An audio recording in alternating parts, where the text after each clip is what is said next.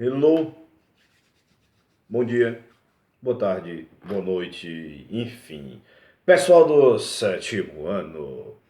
Pessoal, é o seguinte, ó, hoje nós iremos conversar, certo? Ainda dentro desse contexto mercantilista e tudo mais, por conta que aquele negócio teve esse feriado, teve outra coisa que vai trabalhar, teve teste, tem um monte de coisa.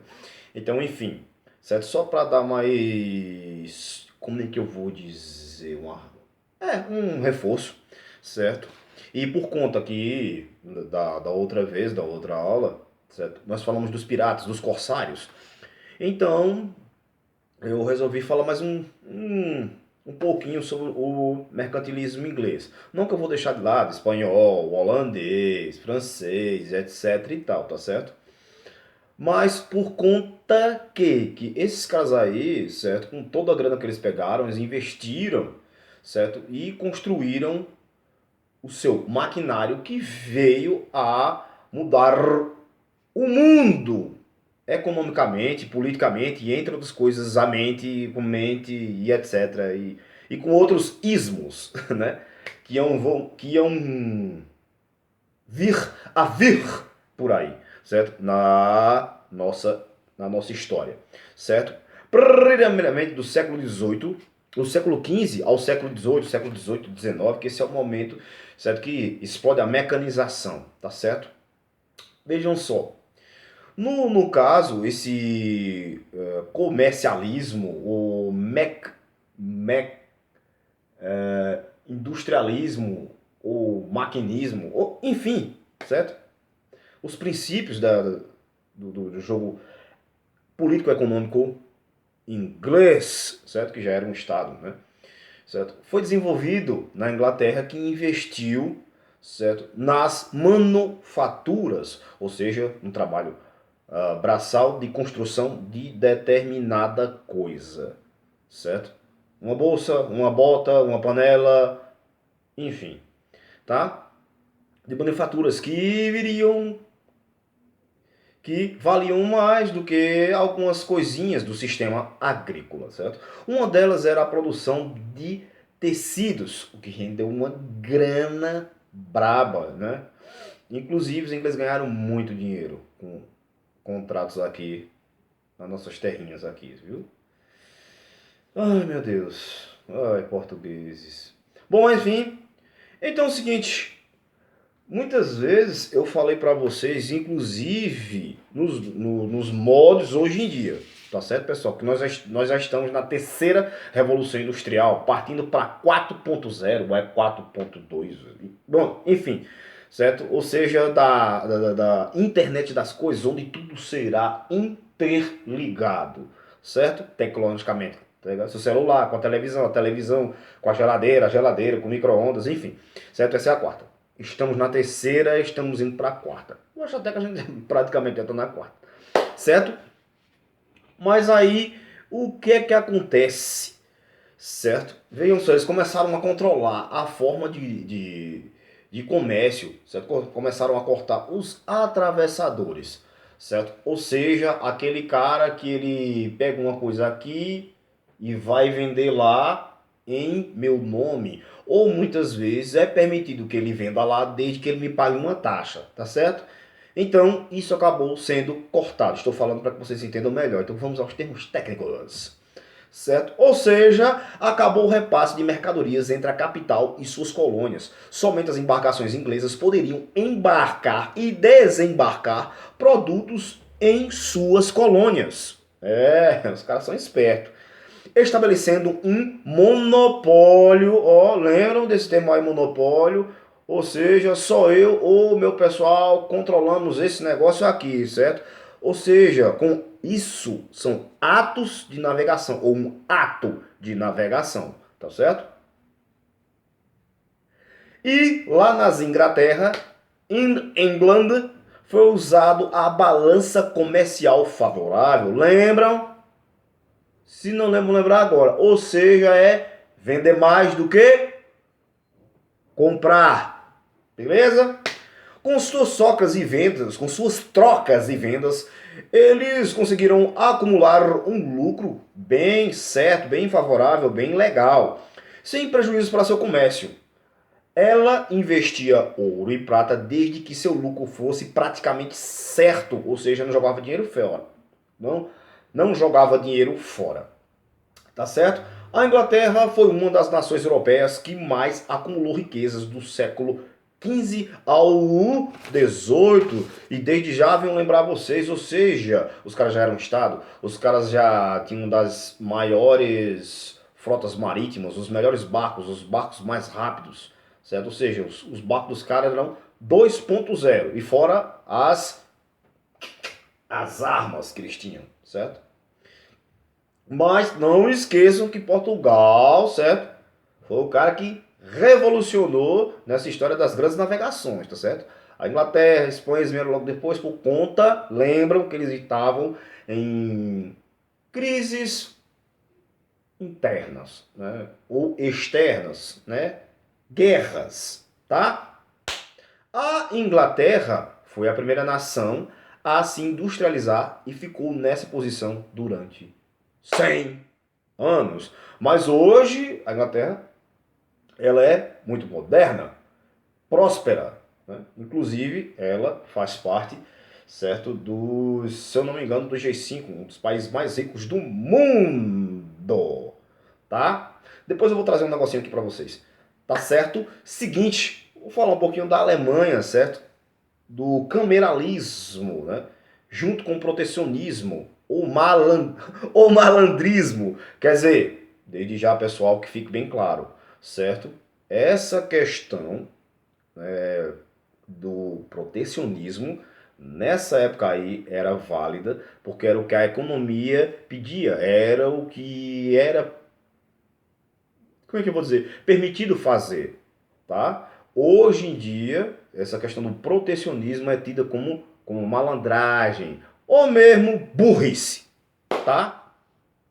Então, na Alemanha foi o seguinte, nessa prática foi colocado o protecionismo alfandegário, ou seja, o que entra é subtaxado para proteger sua produção interna, certo? Ou seja, o que é produzido, o que é feito, fabricado no seu país, certo?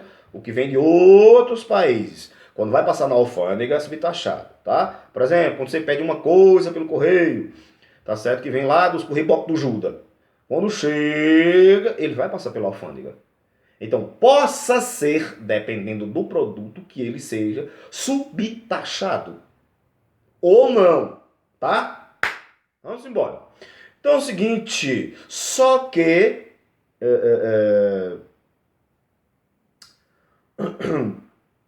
dentro desse processo, né, unificar as taxas e impostos era o que os caras queriam, certo? Mas os estados germânicos ainda tinham essa treta de ainda estar divididos ou subdivididos, não existia um governo central, certo? Ou seja, cada chefe político tinha seu próprio interesse, suas próprias leis, suas próprias medidas, né? Pronto, aqui era 1 metro, aqui é 1 metro. Aí lá no condado de fulano, não, 1 metro não é 1 metro, 1 metro é 1,10 m. Aí lá no condado de fulano, não, 1 metro é menos de 1 metro, sei lá, 75 centímetros, pronto, certo? Então tudo isso complicava esse processo, certo? Porque muitas vezes, se tal negócio me subtaxado, e é um negócio que é de meu interesse, aí tipo, esse negócio não vai entrar, não vai chegar a minha, como é que eu vou dizer, certo? A minha cidade, certo? E aquela coisa, ela vai me render lucro, por conta que eu já vou, como é que eu vou dizer, ou cobrar mais ou cobrar menos para poder vender mais, certo? Dependendo do produto, né? Não necessariamente nessa mesma ordem, tá? Bom, então com essa confusão aí, essa ideia do protecionismo não deu certo, porque ainda não estava consolidado um Estado na Alemanha, tá certo? Então, seguinte, agora eu vou dar umas explicadinhas sobre alguns termos técnicos aqui, certo? Sobre questão de Estado, nação, governo e tudo mais, para que vocês entendam qual é a importância, certo? De termos um Estado organizado.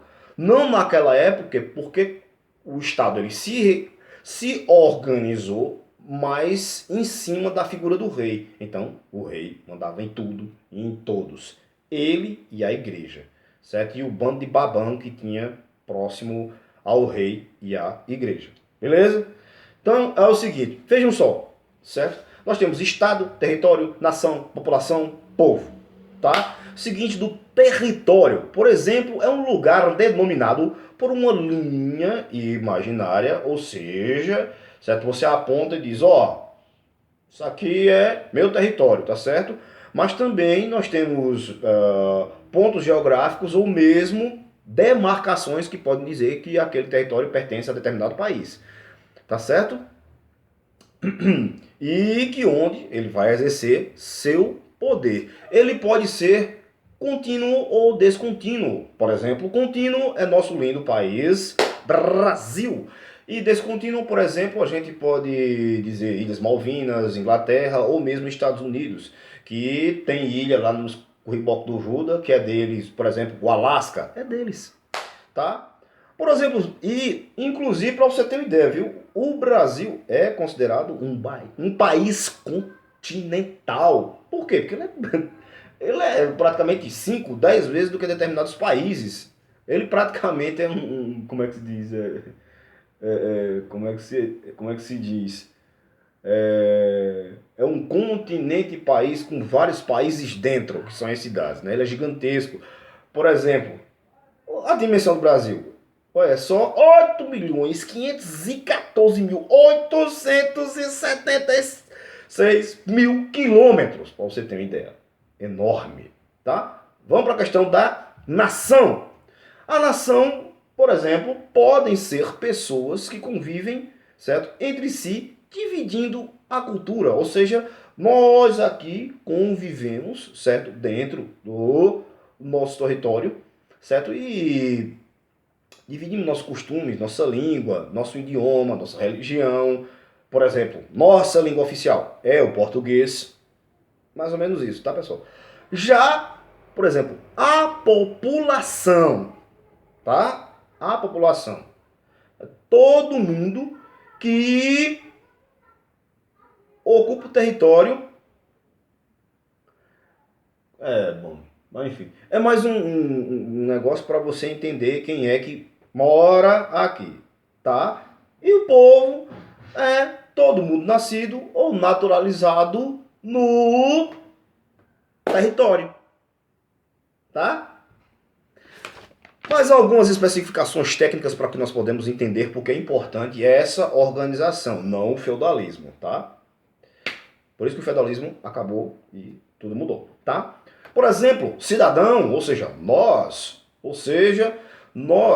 pessoas que possuímos direitos políticos, certo? Ou seja, que nossos direitos eles são resguardados por leis, certo? Ou por uma constituição, tá certo? Tá? Um exemplo disso, por exemplo, é a Grécia. Lembra lá no 6º ano? Pronto, vocês não lembram, vão lembrar agora. É o seguinte, na Grécia, nem todo mundo que morava na Grécia tinha, como é que se diz, era considerado um cidadão. Aí, pô, como, professor? Porque, assim, apesar de você ser um cidadão, certo? Mas não era, como é que se diz, determinados direitos, ou como é que eu vou dizer, privilégios, você não tinha. Por exemplo, as mulheres, por exemplo, elas eram nascidas em Atenas. Mas aquele negócio, mas elas não tinham direitos políticos.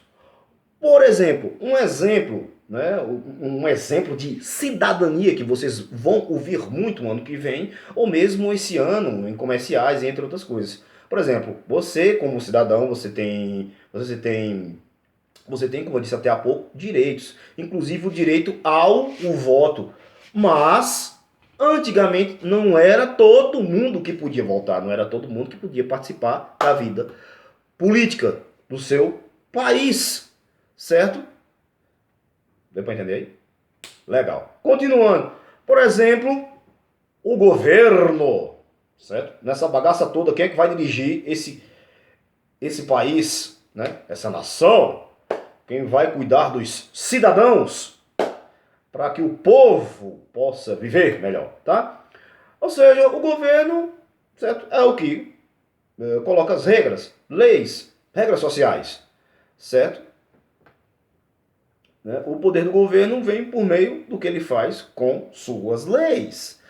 Bom, então é o seguinte, né? Aí governo, a gente passa para o poder do Estado, tá entendendo? Ou seja, ele tem que ser hegemônico, ele tem que ter coerção e, infelizmente, burocracia, certo? A hegemonia, ou seja, para que quando ele for colocar suas leis, tudo que seja em prática, sirva para todo mundo, a paz, a felicidade, o progresso.